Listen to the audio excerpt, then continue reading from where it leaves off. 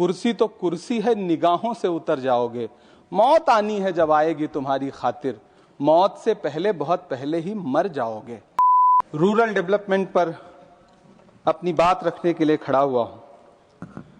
कोई खुशबू न कोई फूल न कोई रौनक, उस पे कांटों की जहालत नहीं देखी जाती। हमने खोली थी इसी बाग में अपनी आंखें, हमसे इस बाग की हालत नहीं देखी जाती।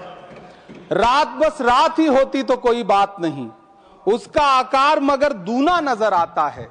जितने चमकीले सितारे थे वो सब डूब चुके, सारा आकाश बड़ा सूना नजर आता है। बुलबुलें खुश थी उम्मीदों के तराने गाए, लेके पतझड़ से बहारों को चमन सौंप दिया। अब तो मासूम गुलाबों की ये घायल खुशबू शीश धुनती है कि खारों को चमन सौंप दिया। तुमने क्या काम किया उनके अभावों के लिए, जिनकी मेहनत से तुम्हें तख्त मिला, ताज मिला। उनके सपनों के जनाजों में तो शामिल होते, जिनके चुप रहने की वजह से तुम्हें राज मिला। उदय प्रताप जी ने बहुत शानदार ये कविता कही है कि कवि की आवाज बगावत पे उतर आई है, दल के दलदल से हमें कोई सरोकार नहीं। तुमने इस देश की तस्वीर बिगाड़ी ऐसे, जैसे इस देश की मिट्टी से तुम्हें प्यार नहीं। वरना अंजाम वही होगा जो पहले भी हुआ। कुर्सी तो कुर्सी है, निगाहों से उतर जाओगे। मौत आनी है जब आएगी तुम्हारी खातिर, मौत से पहले बहुत पहले ही मर जाओगे। सभापति महोदय, गांव की परिकल्पना में प्यार था, अपनापन था, भाईचारा था।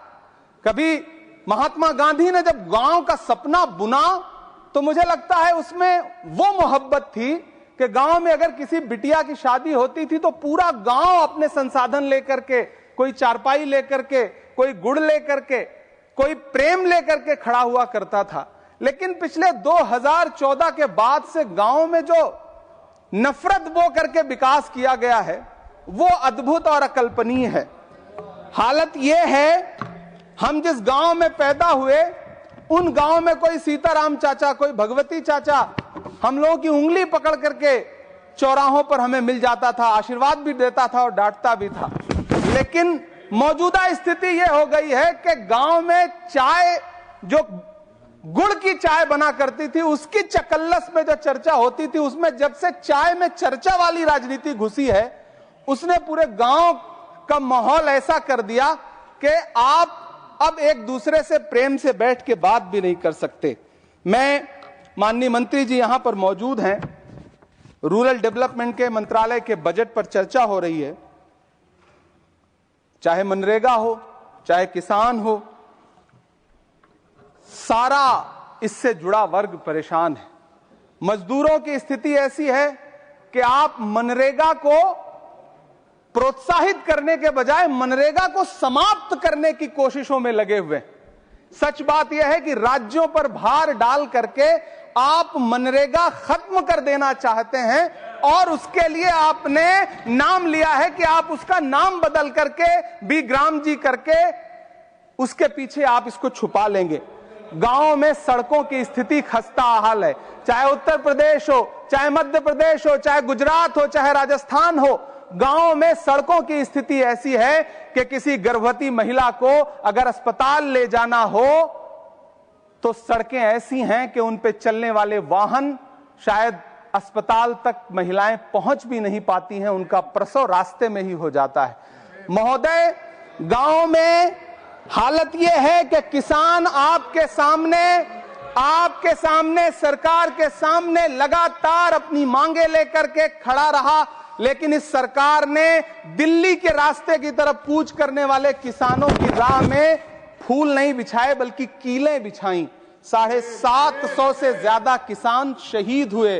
कीमत तो बहुत बढ़ गई शहरों में धान की, लेकिन विदा न हो सकी बेटी किसान की। मौका मिला तो लोगों ने कुर्सी के वास्ते तस्वीर ही बिगाड़ दी हिंदुस्तान की। सभापति महोदय, इस सरकार में बातें तो बड़ी बड़ी रही। बजट की बात करके यह कहा गया कि गांव का विकास करेंगे, लेकिन प्रधानमंत्री की जो आवास योजना है, प्रधानमंत्री आवास योजना के तहत गांव में आवास बनते हैं और इनकी राज्य सरकारें उन आवासों पर बुलडोजर चलाती हैं। ऐसे कई मामले अलग अलग राज्यों में देश के सामने हैं। आप कहेंगे तो मैं पटल पर रख दूंगा। अभी हाँ पटल पे रख दूंगा, ऑथेंटिकेट कर दूंगा। महोदय, जब पीएम आवास योजना के तहत बनने वाले घरों पर बुलडोजर चलेंगे तो आप गांव के कौन से विकास की परिकल्पना कर रहे हैं? गांव को तो आपने भगवान भरोसे छोड़ दिया है। गांव में रहने वाला किसान अपनी मेहनत से अगर अन्न उपजा रहा है तो आप उसकी एमएसपी भी नहीं दे पा रहे हैं, आप उसको सहायता नहीं दे पा रहे हैं, बल्कि धन्ना सेठों की सरकार बना के रख दिया है आपने। महोदय, मैं जानता हूं मेरा समय समाप्त होने वाला है, लेकिन एक मिनट मुझे कंक्लूड करने दें, मुझे कंक्लूड करने। सर, हमारी आंखों में तो ऐसे गांव के सपने थे कि जहां रहने वाले ग्रामीण अंचल के लोग शहरों की तरफ पलायन ना करें, ऐसा सपना हम देखा करते थे। लेकिन गांव में डेवलपमेंट के नाम पे इस सरकार ने मूलभूत सुविधाओं से भी गांव को वंचित रखा हुआ है, जिसकी वजह से गांव पलायन करके शहर की तरफ भाग रहे हैं और गांव के गांव खाली होते जा रहे हैं।